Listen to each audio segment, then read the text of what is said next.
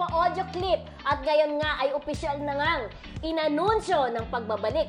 Unexpected pero super kilig na tambalan ni Kim Chiu at Paolo Avellino sa bagong kapamilya seryeng ang title ay The Alibi. Ika-4 na proyekto na ito ng Kim Pao at tila hindi lang sa screen nagkakaalam ang chemistry. Mas lalo naging intriguing ang dalawa sa kanilang fresh na mga itsura. May bagong gupit si Kim at iba naman ang vibe ni Paolo. Mulalin lang hanggang What's Wrong with Secretary Kim at My Love Will Make You Disappear. Mukhang hindi lamang sa acting swak ang dalawa, kundi pati sa tadhana. Grabe din naman kasi ang love story ng dalawa. 2011, nang lumipat si Paolo sa ABS-CBN, pangarap lamang niyang makatrabaho si Kim. Pero hindi ito nakapasok sa buhay ng aktres dahil nga at that time ay sila pang magkatambal on and off cam ni Gerald Anderson. At kahit naman naghiwalay na sila, ay dumating naman si Sian Lim sa buhay ni Kim at 12 years nagkarelasyon.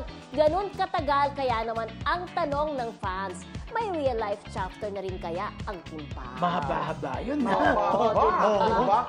Ay, alam mo, sa eh. title pa lang ha, diba? Parang siguro may pagka-matured itong ano. Parang crime, parang feeling ko may patay-patayin din siya, no? Parang si parang hindi na yung pa-cute na parang My Love Will Make You Disappear. Kasi si ano dyan parang it's police, tama ba? Parang suspense, romance.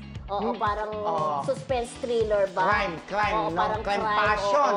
Diba? Oo, parang kakaiba ang kailangan ng pagupit ng buhok. Parang pulis. Na hanggang dito yung hair niya, tapos makapal ang lipstick niya. Very challenging. Ito yung mga project na gustong-gusto rin. Kasi dito talagang matcha-challenge yung kanilang acting skills. Tama ka dyan. Pero not because hindi natin gusto o yung yung My Love Will Make You Disappear. Pero maraming mga naghahanga na talagang kailangan ma-challenge yung kanilang acting skills. True, okay naman yung My Love na rom-com naman siya.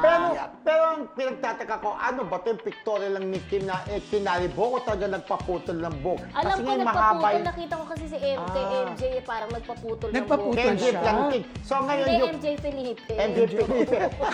MJ Plantig. Kasi ngayon mahaba yung buhok niya. Ibig sabihin, ano ba yung buhok niya yung nilalagay doon? Extension, di ba? Pero yun ang maganda kapag gusto mo yung role, paghandaan mo. Pero bagay rin sa kayo may simbok. Kasi kailangan ma-identify talaga iba-iba sa What's Wrong with Secretary Kim. Siyempre, parang secretary ang dating niya. Tapos, chikikay naman siya dun sa My Love Will Make You Disappear.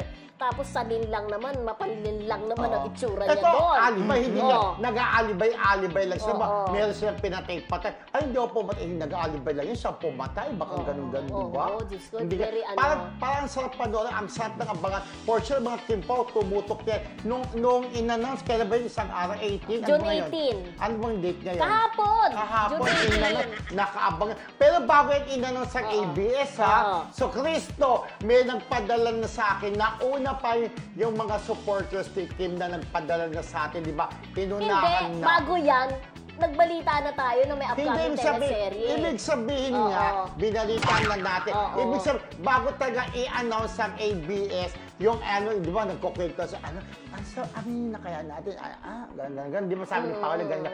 Pero sila, bago pa man yung talagang actual na announcement na ito na yung alibay, naunahan ng ibang mga, may Discord ba yun, tawag doon, kaya nagagalit minsan sila. Pero wala pa wala pa yung mga Discord na yan, binalita na natin dito sa Marisol na meron gagawin na serye. Yun ang sinasabi ko. Yung bago pa lang. Bago pa yung anunsyo lahat yan.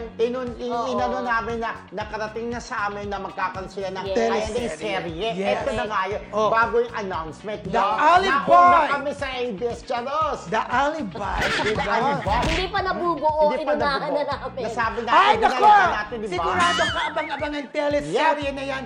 Lalo pat marami na naman ang nakakamiss na mapanood ang Kim Pao sa television. After ng My Love Will Make You Disappear, eto na. After mag-disappear, na muntik lang mawala si Pao, eto na, mag-aalibay na sila. Kayo ba nag-aalibay na kayo?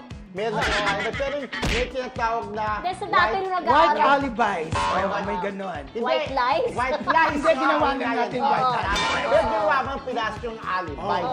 Ang mga hilig sa alibay, yung mga suspect. Oo. Ay, alibay ka. Parang Ay, paano hindi ko po yung ako. pinatay? Wala Hindi naman po. ako sa Oo. bahay. Wala ako sa pinangyarihan. Oo, wala. Mga alibay, di ba? Yun Baka ang ano. yun, oo, baka oo. nga. Baka kasi Example. crime man yan eh. Oo. Wala po, hindi po ako pumatay. Wala ako. Kasama ko yung nanay ko. Di ba nag-ano tayo? Nanonood tayo sila nang nangyari yung krimen. Eh, ba't nandito yung ID mo? Parang Ay, feeling hiniram ko, lang ng iba. may Pag nilaglag yung ID mo, Oo. pa kunwari ako pumatay. Alibay. Oo. Parang feeling ko merong crime na nangyari. na, Feeling ko rin. Diba? Love, Correct. crime, passion, Oo. etc. etc. Kompleto, at least kakaibang serye, di ba? Oo. Pagkatapos sa taksel-taksilan, pagkatapos sa sweet-sweetan doon naman sa may love dito sa ano ba yung May isa? alibay. Hindi yung isa. Bago nang love, yung What's wrong? taksel-taksilan. What's wrong? Yung With- sekret-sekretan. This time, crime, passion naman, di ba? Yes, sabagan po ninyo yan. Alright, mga kaklase, bago kayo mag-early dismissal sa chika, huwag kalimutan mag-submit ng attendance sa World ng Intriga. Like, follow, share, at subscribe lang sa ating official na tambayan. Wow. Tandaan, ang hindi marunong magmahal sa social media accounts na Marisol, hindi makaka-graduate sa honor list ng hot issues. Oh, no.